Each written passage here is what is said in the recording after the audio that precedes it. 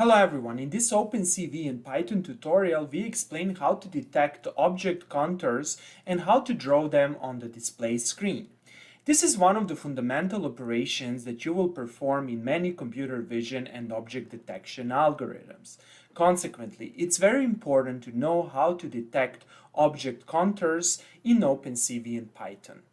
But before I start with explanations, I need to mention the following. It took me a significant amount of time, energy and planning to create this completely free video tutorial, as well as more than 450 free video tutorials that you can find on my YouTube channel. And consequently, I kindly ask you to press the like and subscribe buttons. Thanks a lot. Okay, so here's a brief summary of this video tutorial. To explain the contour detection method, we will construct a simple case that you can see over here. We will create an image with one rectangle and one circle. Then, to detect the contour, we will have to convert this image to grayscale. Here is the grayscale version of this image.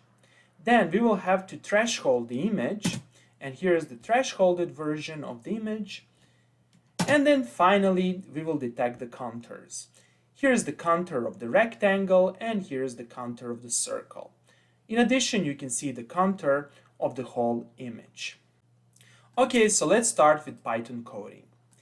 The first step is, of course, to import the necessary libraries. We need the NumPy library, and then after that, we import OpenCV.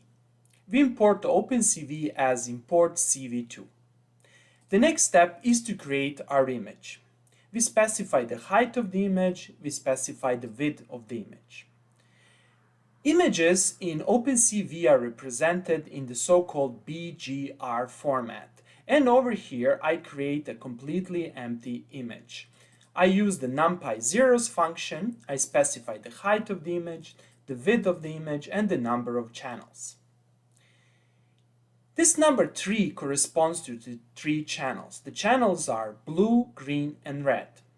And over here, I specify a data type. The data type is unsigned integer that has 8 bits.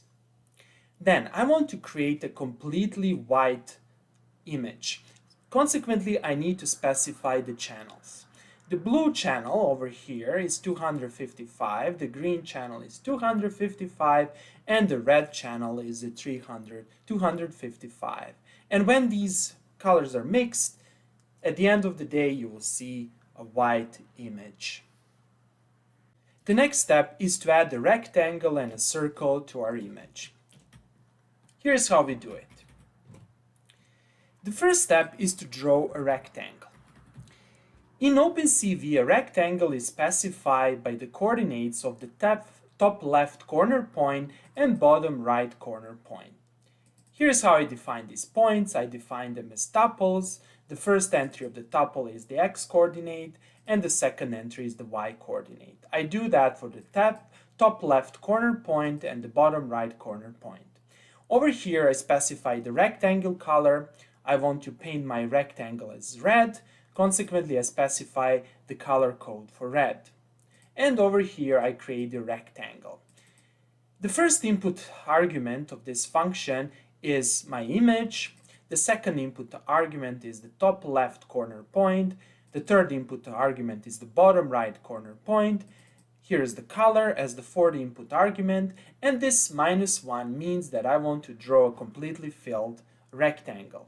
Okay, to create a circle, we need to specify center point of the circle. We need to specify the radius of a circle. And we need to specify the color of a circle. In my case, I'm creating a blue circle.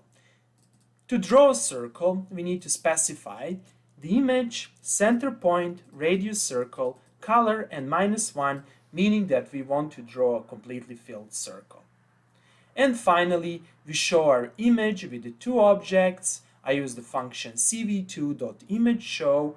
I give the name to my display window, and I specify the name of my image. Then I use this function wait key to wait for the user input, and once the user presses any key, the window will be closed. After that, I close the window. Okay, so let's see our image. Here it is. Looks perfect. Then if I press any key, the code will end. Perfect. To detect the contours, we need to perform 3 steps. In the first step, we need to convert colored image to grayscale.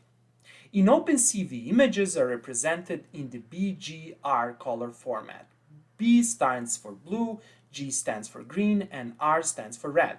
That is, every image is a NumPy array with the following dimensions: width, height, and 3 channels, where the number 3 again represents the 3 BGR color channels.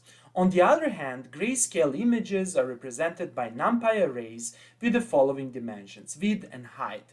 The value stored at every entry represents a shade of gray.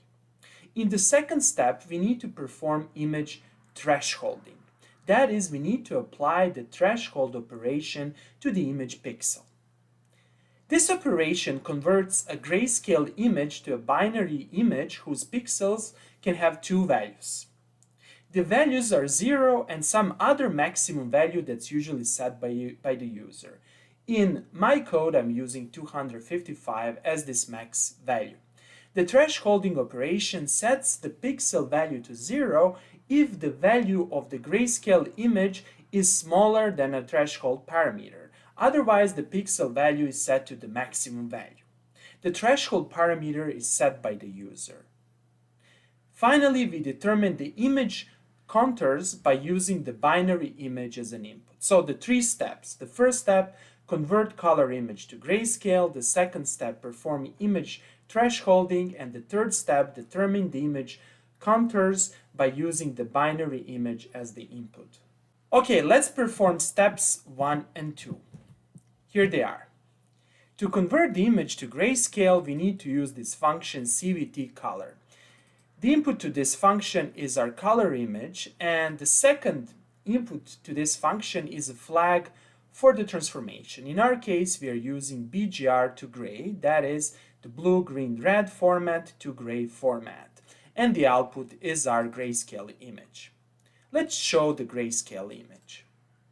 Here it is. Perfect.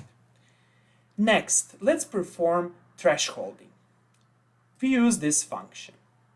The first input to this function is our grayscale image.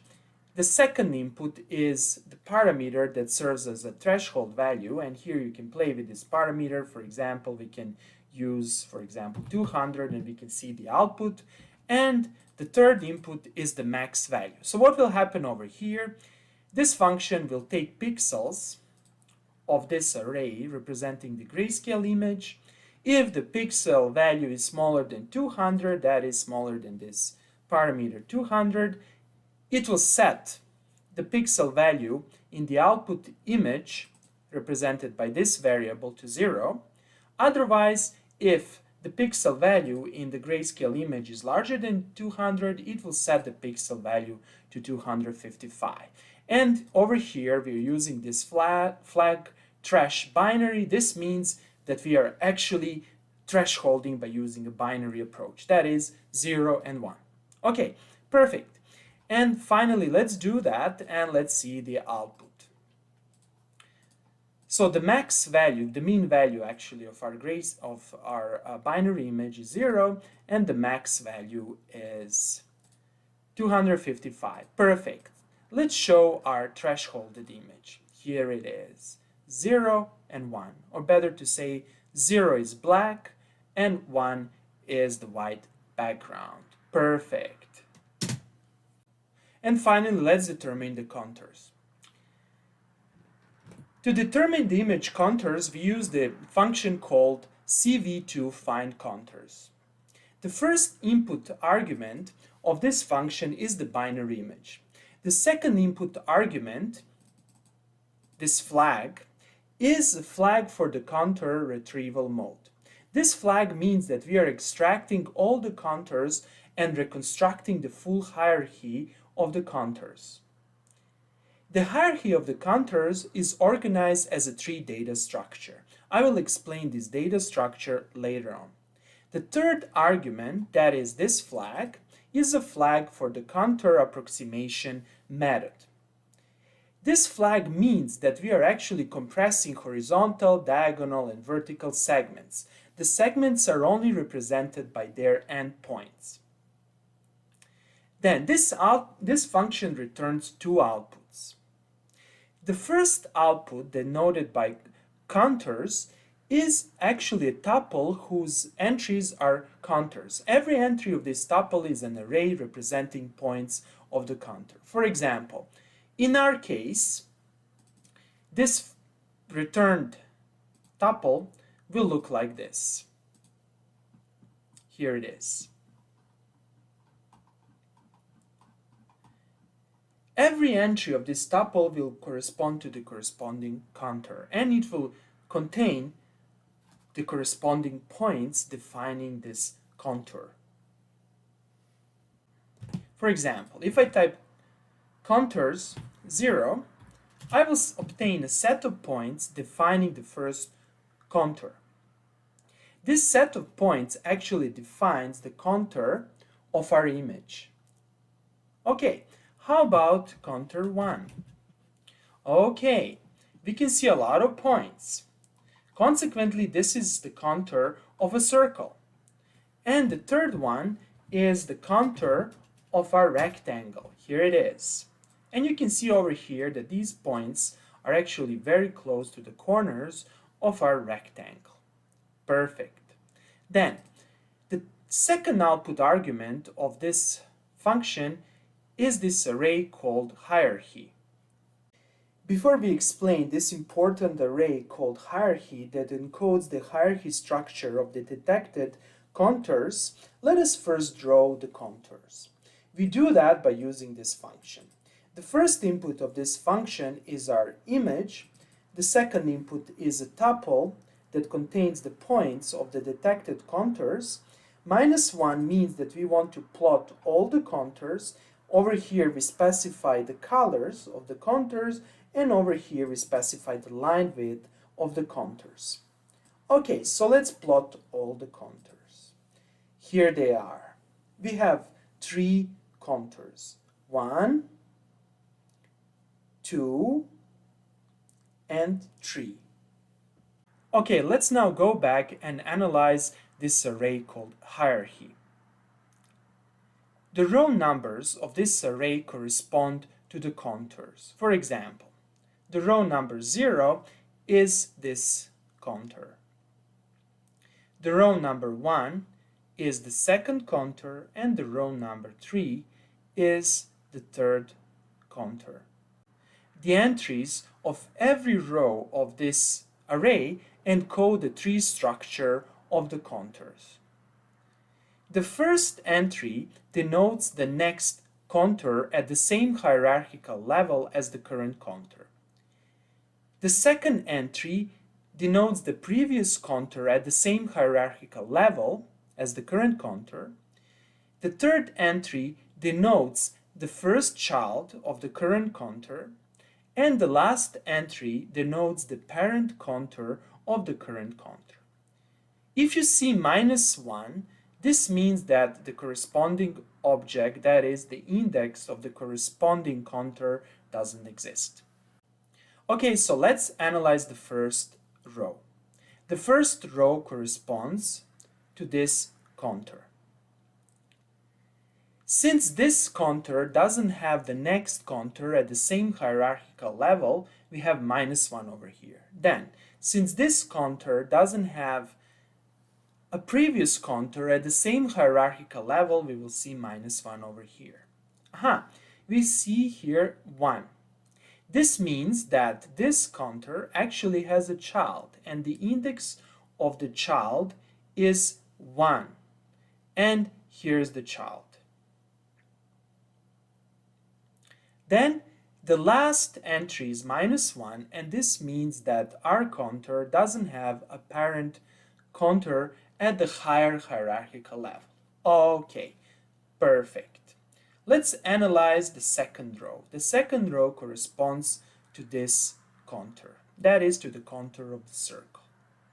We can see here over 2.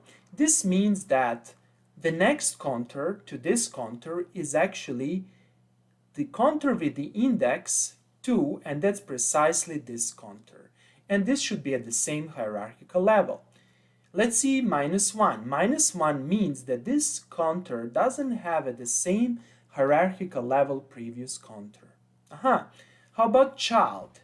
The child is minus 1. This means that this counter doesn't have a child. This counter will actually have a child if inside of this counter we will have another shape, that is another counter.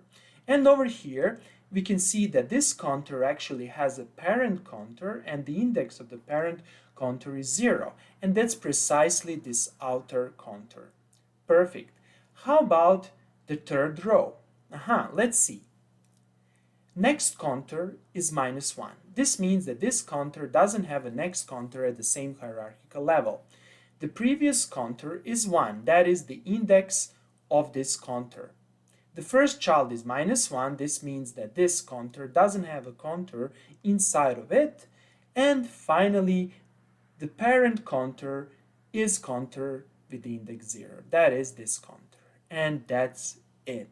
Simple as that.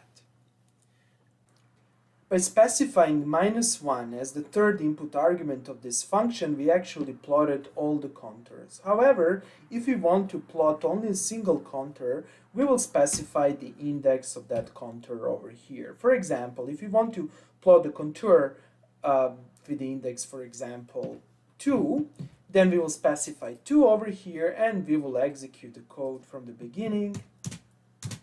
And finally, you can see that we are only plotting the contour of the rectangle. Okay, that would be all for today. I hope that you like this video. If you like the videos I'm creating, please press the like and subscribe buttons. Thanks a lot and have a nice day.